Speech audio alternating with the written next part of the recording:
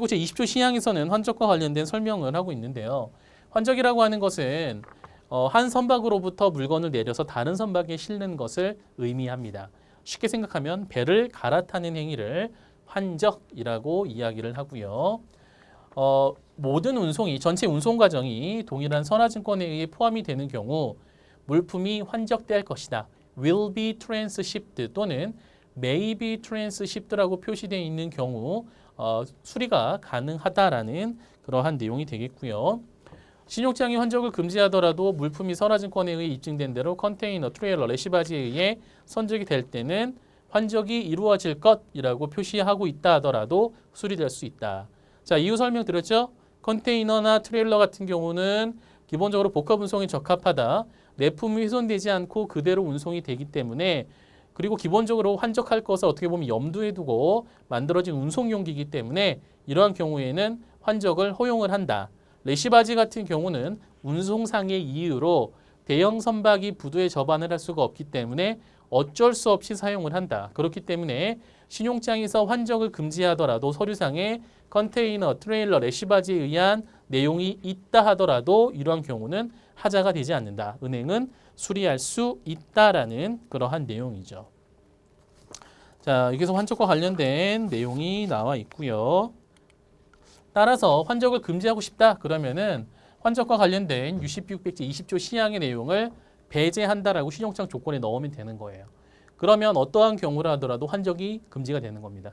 환적을 못하는 거예요.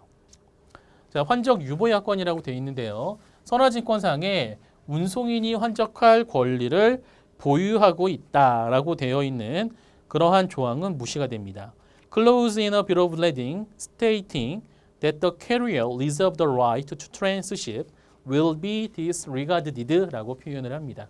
자, 이러한 표현이 있다 하더라도 운송인이 환적할 권리가 있다라고 표시하더라도 그 내용은 무시됩니다. 권리가 있다라는 거지 환적을 실제로 했다는 내용은 아니기 때문에 이러한 내용에 대해서는 은행은 그냥 심사하지 않고 무시한다라는 그러한 내용으로 정리를 하시면 되겠습니다. 19조 내용은 좀 넘어갔는데요. 19조에서는 이제 복합 운송 서류와 관련된 내용이 나옵니다. 기본적으로 구성 자체는 크게 차이가 없어요. 서명권자, 그 다음에 본선적재에 대한 표기, 그 다음에 원본 전통에 대한 제시, 그리고 환적 규정이 나오고 있습니다. 그래서 순서상으로 봤을 때 20조 내용이 가장 기본이 되고요.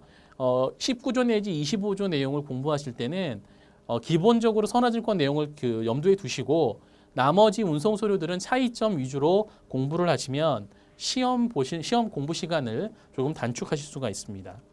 19조에서는 이러한 컨테이너라든가 트레일러 같은 내용은 없어요.